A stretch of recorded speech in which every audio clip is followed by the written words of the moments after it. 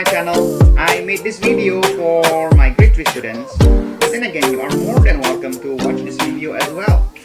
I am adjusting this video material for elementary level, of course. Now, today we're going to talk about Amenhotep IV and also Amenhotep IV and Monotheism. That is the official title of this lesson. We still talk about like the New Kingdom period. Last time we talked about this like great mighty queen by the name of Queen Hatshepsut, and she was being succeeded by the next pharaoh by the name of Thutmose III. She was like very powerful, like very aggressive pharaoh. And then now we're going to talk about like the next pharaohs after Thutmose III. One thing that we need to know about Egypt, that Egypt never changed. The fact that Egypt likes everything to remain the same as it is. The Nile River will always flow from the south to the north. The weather, the sky is always blue. Apparently, it never rains in the Nile River.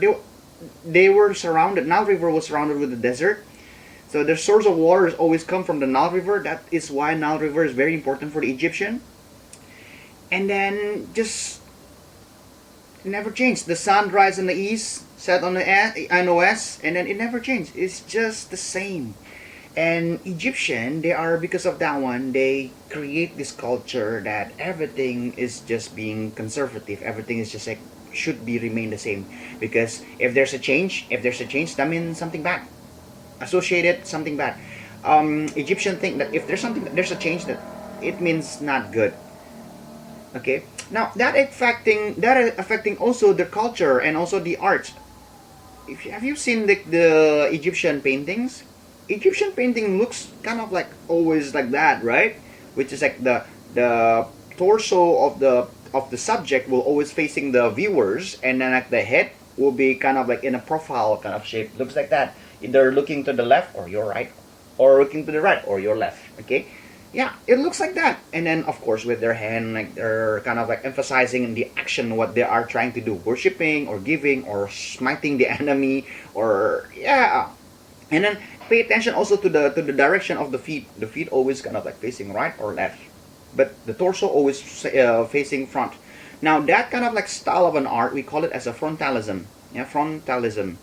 Now it never changed. That kind of like the style of like art of Egyptian art never changed for thousands of years. And then okay, that is reflecting how Egyptian love things to remain the same. Okay, if it's not broken, then don't fix it. Something like that.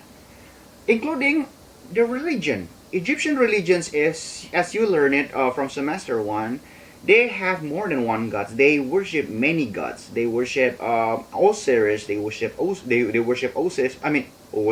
Sorry, Isis, not Oasis.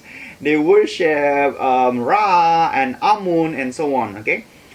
Now, polytheistic. Yeah, that is the definition of like polytheistic or polytheism. That means like worshiping many gods. Now, here comes like the pharaoh that I'm about to introduce to you right now is someone by the name of Amenhotep IV. Amenhotep IV.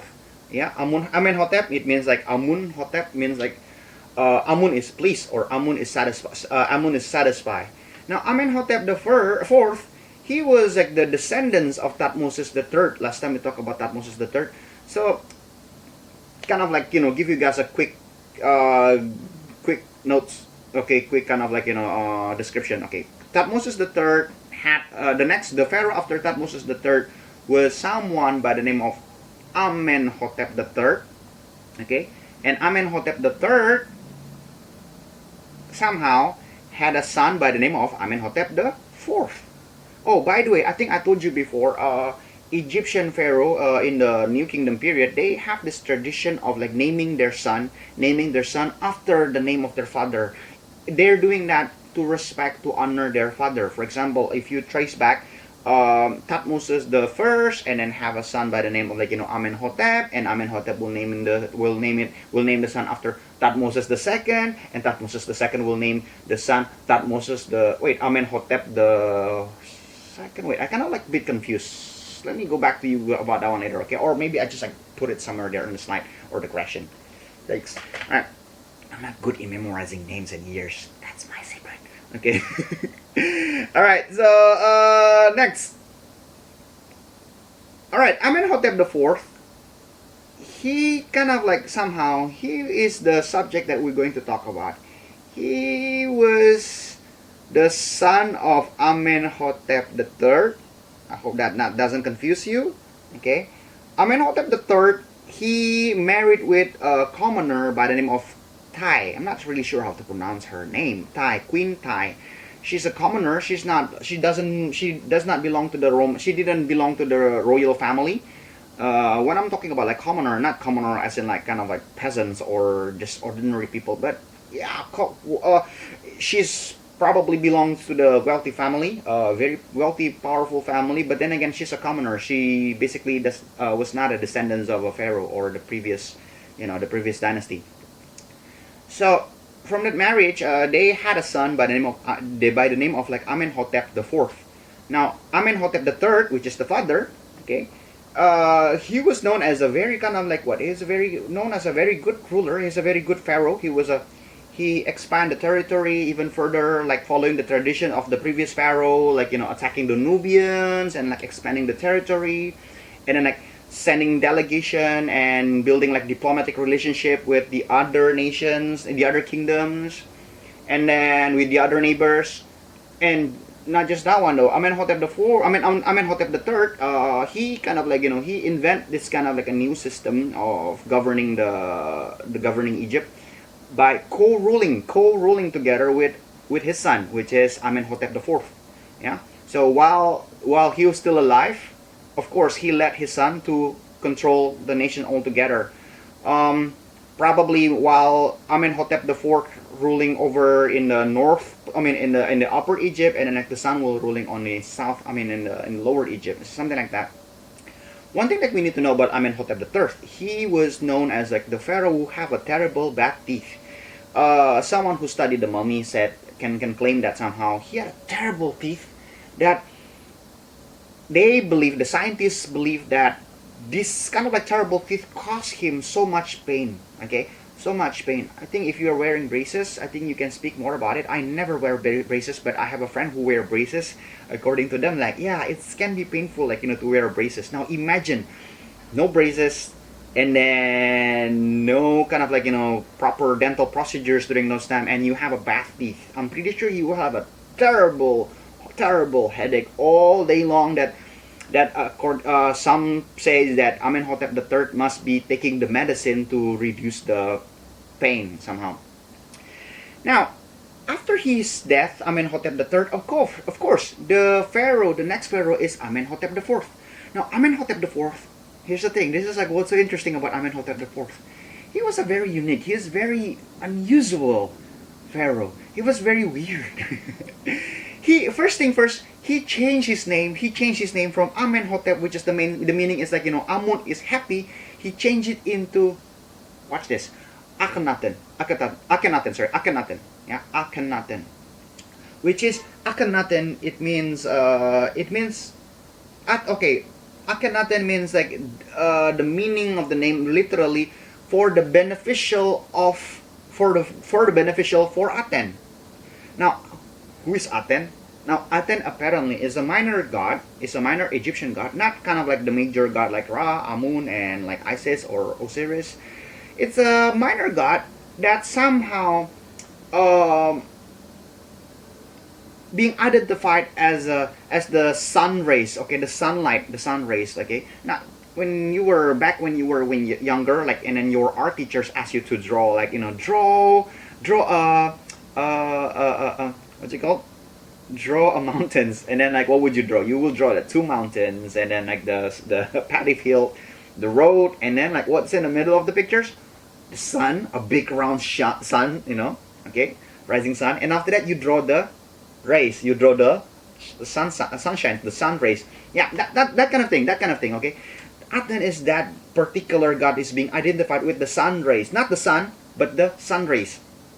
Aten. Now, Aten was being symbolically being pictured by the Egyptian as a sun disk. Okay, as a sun disk, like that, as a sun disk. Now, it's kind of like weird. Yeah, it's kind of bit. It's very weird. Now, the weirdness is not just that one. Akhenaten or Amenhotep IV, he later claimed that from now on, according to him, that there's only one God only. Now remember, before I said that Egyptian is like polytheistic, they worship many gods. They need to make sure that none of these gods are forgotten. None of these gods are not happy because they are not being worshipped because they are forgotten. Now Akhenaten says no, no, no, no. Only one God, and this God is like the God of all Egyptian, and this God is just like also the God of all the neighbors of Egyptian, for everyone. As the sun rays reaching down to the earth, that means this is the God for everyone, worshiping one and only God by the name of Aten. That's what he believed. That's what he said. Now, and not just that one, of course, this kind of like, oh, by the way, worshipping only one God, we call it as the monotheism or monotheistic. Okay, monotheistic or monotheism is the antonym of like the polytheism. Polytheism worship many, monotheism worship only one. Now, of course, this kind of like action is not going to be welcomed happily by the rest of the Egyptians, especially the priests. By this time, Egyptian priests, they were very powerful, they were very wealthy, because if you think about it, right, they were being a priest, they will have like many worshippers go to the temple, and as they go to the temple, they offer sacrifice, they offer wealth, and like, of course, the priest, the one who like manage all of these treasures, and not just that one. In the previous days, whenever the pharaoh go to the battle, of course, they will seek blessings, they will go for blessings from the priest, from the temple. Now, if they return with the victories, they come with the plunders and also with the loot. What will they do? They will give this loot. They will give this huge amount of like loot and also plunder to the temple. Yeah, over the times the temple become like very wealthy and also powerful. Now, of course, this kind of like practice, like only worshiping only one God, only monotheism. I mean, only Aten. Of course, it's not going to be welcomed by many people. Of course, Egyptian doesn't like something kind of like new. Yeah, so he was being somehow decided to leave the capital city of like Egypt, which is Thebes, and he moved up north 200 meters. No, wait, 200 kilometers. 200 meters too short, Mr. Jeremy. So 200 kilometers away to the north, and he built another city, a brand new city in the middle of nowhere. In the middle of nowhere. Now in modern times we call it that area. We know it as Amarna. Okay, Amarna is on the in the eastern side of the Nile River, and he named the city. Watch this, Akhenaten. Akhenaten. Okay, which is the means of like the meaning of the name of the city is Akhenaten means the horizon of Aten. Yeah, you know the horizon is, right? Okay, remember like about your childhood pictures, like what do you mean childhood? You're still a child, but yeah. Yeah, of course, like some of you guys, like if you watch this one and you're no longer a child, you know what I'm talking about, the horizon, yeah? Like when you draw something, like you draw with the horizon line first, and then you draw the mountains, the paddy field, the sun. Now, the horizon of Aten, okay, that's the name of the city. He built it like from scratch, okay? He built the city and he dedicated the city for this particular new god by the name of Aten, okay? And not just that, oh yeah, I forgot to mention about like, about his family. Now, apparently, this Amenhotep IV, he married with someone by the name of Nefertiti. Now, Nefertiti, according to the history, she was known as like the most beautiful, and then I think the most iconic kind of like Egyptian ruler. Okay, Egyptian female ruler. Okay, I think I have a picture of her. I'm going to show it somewhere here in this video. Yeah, that's Nefertiti. And with this marriage, they have 6 children. They have 6 children, and Nefertiti is the wife. And here's the thing: when he built this brand new cities, and he brought with him all of his followers. Okay, people, they follow him. But at the same time, so that means like the pharaoh is in the new city Akhenaten, but most of the Egyptian, the rest of the Egyptian, they are still kind of like occupied like the Egyptian main cities, like in Memphis in the lower Egypt, and also Thebes, yeah, which is mostly are the religious activity and the culture cities happens, okay, in the Thebes. Now, um, let's talk more about like this kind of like new city, Akhenaten. Yeah, the city is being dedicated to this sun disk god by the name of Aten. He make a change, okay. Akhenaten, he make a kind of like change on the style of the Egyptian built the temple. Now, if you kind of like study about like the Egyptian temple goes, it was being designed as a, when you enter like the temple, you will find like a huge gate. But as you enter the gate, as you walk into like the innermost sanctum or the holiest of the holiest part of the temple, then it goes more kind of like smaller and smaller, and until you find into kind of like a small kind of like space, which is there's this kind of like whatever the god is, okay, there, and you, okay, and then it's being kind of like enclosed, okay. Now for Akhenaten, he make different kind of like style on the temple. The temple is open; it has no roof. The sun rays can go enter into the temple. And one more thing, for Akhenaten, sorry, for Aten, Akhenaten. I hope you guys are not confused with the name. Akhenaten, or Akhenaten, he make this kind of like rules that no image, no statue of Aten can be drawn. So what does that mean? In the temple of Aten, you will not going to find like the statue of Aten, yeah, because Aten is the sun rays itself. It's an abstract god. It's an abstract god that you cannot. Yeah, you can see the sun rays, but but then again, not you cannot just like, I'm talking about like, yeah, the sun rays. Can you touch? Can you grasp the sun ray? No, you cannot. Can you feel it? Yes. Can you see it? Somehow, yes. Okay, sun rays. So he built this temple like that, okay, very unique. And then he proclaimed himself. It was only him, the one who understand. It was only him, the one who had the special connection with this god by the name of Aten. So he led the worship every morning as the sun rises in the morning. He lead the worship. Okay, he will worship this kind of like the rising sun of the rising sun, and then like as the sun sets in the west, he will also lead the worship. He was become like the priest. So he's the pharaoh at the same time. He is the priest. Now, another change that he made in his time, Akhenaten, is that the style of the art. I told you earlier in the beginning of the video that Egyptians love everything to be the same, and especially the paintings. Yeah, if you ever seen like the Egyptian paintings as I described in the video before, I mean, yeah, in the early part of the video, and also if you pay attention on the Egyptian statues, either the pharaoh like sitting down or like standing up, and then they all do like this kind of pose, or just kind of like showing authority and power, right?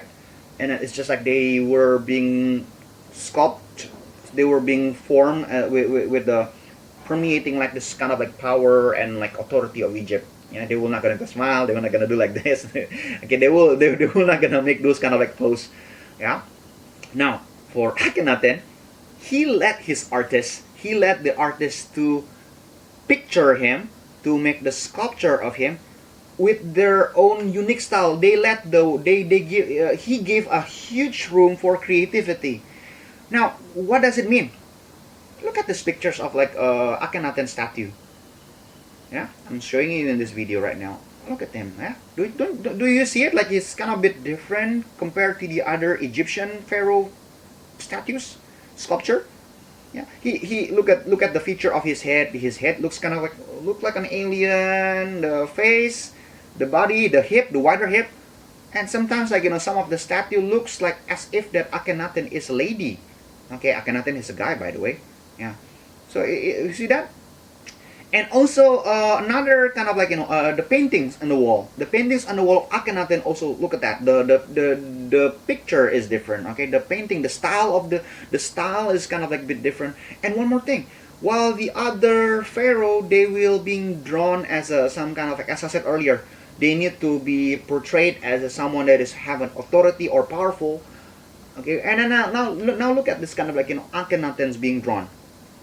Akhenaten loved to be drawn that the casual, like he was being drawn as a casual as it is, like the way he hang out with his kids, he play with his kids. He kind of like what he was like being close and kind of like spending quality time with his wife Nefertiti and also like children's. Yeah, And then it never happens. It never happens on the other kind of like, on the other kind of Egyptian paintings. Yeah. So for Egyptian that time, for ancient Egyptian that time, this is something like very very new. This is like very something very odd, and to the point that they were being kind of like disgusted, like, ugh, a pharaoh are not supposed to showing this kind of like of their daily activities into the and then written on the wall. Like, no way, no way, Akhenaten. That's what they thought. So that's what Akhenaten did. What else? Now, so another thing. Yeah. So Akhenaten brought this kind of like change. We're not being it was not a popular kind of like idea for the rest of the Egyptian, and also especially the military. Yeah. Akhenaten, he loved peace. Okay. He loved to kind of like he spent most of his time. He never left the city of Akhenaten. He never left Amarna. He stayed in the city. Now, what does that mean for the military? That means Akhenaten, he never lead any kind of like military campaign or military or leading some kind of like a war. Completely different than the previous pharaoh before him. The previous pharaoh before him always go to war. Yeah, leading the war, like attacking Nubia, kind of like attacking the neighbors, just to show the power, just to show to the neighbors like hey, Egyptian is powerful. Don't mess around with Egyptian, something like that. But for Akhenaten, nope. He stay in the city. He live peacefully. Now, what does that mean? The military, they were like being frustrated. Okay, they were like they were keep sending letters to Akhenaten. Please do something. Our neighbors is start to kind of like start to underestimating us. Our neighbors start to kind of like attacking our territory, and we're losing lands. We're losing kind of like support from the province. And Akhenaten says like, well, I'm just kind of like chill. We're not going to have a war. Everybody have to be peaceful. I'm just gonna stay here. Yeah. Now, one day, yeah, of course, after ruling for 17 years, Akhenaten died. Yeah, just like that. Akhenaten died. Yeah, some scholars believe that if you look at this kind of like mummy of like Akhenaten, well, no, he cannot find the mummy. I think the mummy was being destroyed somewhere somehow. Yeah. Some believe that somehow Akhenaten, he had this kind of like he doesn't have like kind of like a strong physical. Yeah, he kind of like somehow kind of like having deformity on his body. He had this kind of like disease that caused him to look like that. Yeah. Now, after 17 years of ruling, he died, and then yeah, of course, the city of Amarna gradually, the city of Akhenaten gradually was being abandoned. Okay, was gradually was being abandoned by the followers. Nefertiti tried to like the queen tried to kind of like maintain the how the city is still run, but then again, it's just only a matter of time that it was not it was not no longer sustainable. It no longer runs the city, and everybody's now go back to Thebes or Memphis. Yeah, and like not just that one. The priests, okay, and the ruler after the pharaoh after Akhenaten decided to make that city as a forbidden city, as a abandoned city. The city was being considered to be cursed. If I'm not wrong, I heard a story that somehow whenever Egyptian passed through in that city, okay, with the Nile River, on the Nile River, they must not look into the direction of that city. They must look away, okay, because the city is already condemned. The city is already kind of like Egyptian considered it as a heresy, okay, as an insult against the Egyptian god, something like that. Now, so that is the end of like Akhenaten's legacy. Yeah, he brought something new. He brought something kind of like creativity into like something that never changed in Egypt for thousands of years. He changed it. Now, yes, his legacy was being later on, of course, typical Egyptian. They have a bad habits of like removing the part of the history they do not like. The story of like Akhenaten and his and Aten, and also his monotheism, it was being erased. It was being kind of like forgotten. It was being kind of like replaced with the version that the Egyptian loved, the priest version, and the legacy, it seems to be forgotten. But actually, Akhenaten still have like one more legacy. Okay, this legacy is in the form of his son. Yeah, next week. I mean, maybe not next week. In the next video, I'm going to talk about the next legacy of Akhenaten. His name is Tutankhamun. Yes, Tutankhamun, the most famous pharaoh that you ever heard. Okay, and in my personal opinion, if there's this kind of like hide and seek championship, he was the winner. Okay, until next time, see you guys. Bye. God bless you all.